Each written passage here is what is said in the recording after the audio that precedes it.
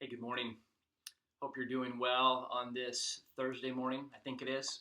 Who knows? All the days run together. Uh, I woke up this morning and I just felt led to share something that has encouraged me lately, but also challenged me.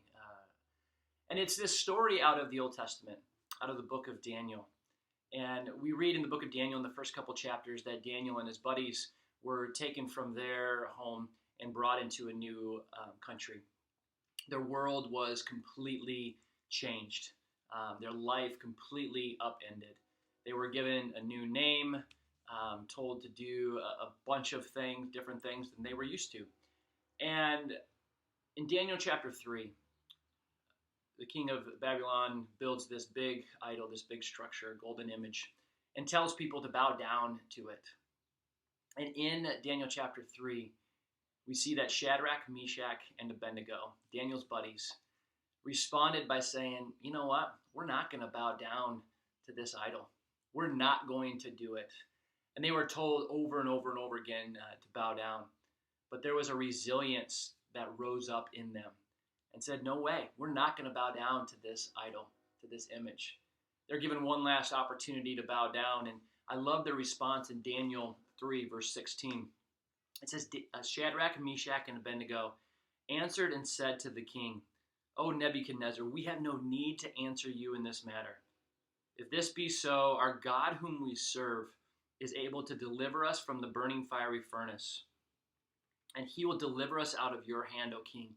But even if he doesn't, be it known to you, O king, that we will not serve your gods or worship the golden image that you have set up. I love their response for two reasons.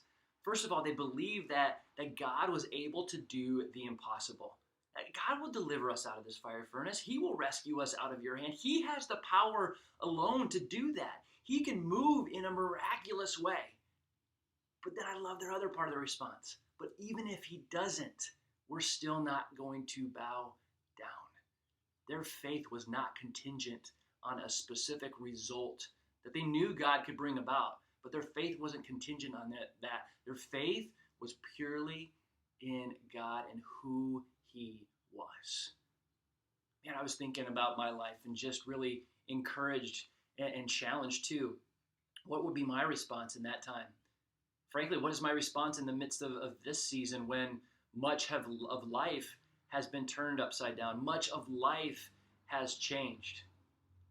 Is my faith like the faith of Shadrach, Meshach, and Abednego that says, you know what, I know that God can deliver us from this, but even if he doesn't, I'm not going to bow my heart to anyone or anything else besides the King of this world. You know, I want to encourage you to have a faith like Shadrach, Meshach, and Abednego, a faith that today sets your eyes on the one who is only worthy of all of our worship, the one who is the King of Kings and the Lord of Lords, the one who loves us so much to send his son Jesus into this world to rescue us. May our eyes and may our heart be focused on him and him alone. And so take time today, whatever it looks like, to get your mind and your heart and your eyes focused on Jesus. You know, we're 5 or 6 weeks into this and things are getting tough around my family. Like, things are getting tough. There's some discouragement set in. There's some frustration that is set in.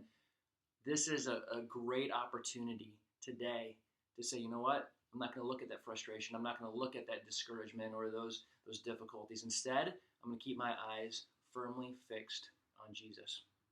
And here's the cool thing. In the story, they got thrown into the fire because they didn't bow down.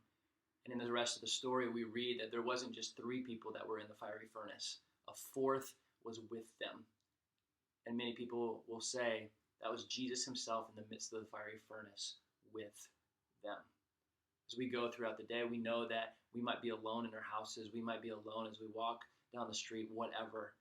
But the truth is, we are never alone because Jesus is with us. And that's why I want to encourage you today. Jesus is with you wherever you are at. Jesus is with you in the midst of this situation. And so may your eyes be focused on him, and may you have just this resilience, this resolve, this faith that says, you know what? I'm not going to bow down to anything or anyone else except King Jesus, because he is worthy of it all. Have a great Thursday. God bless.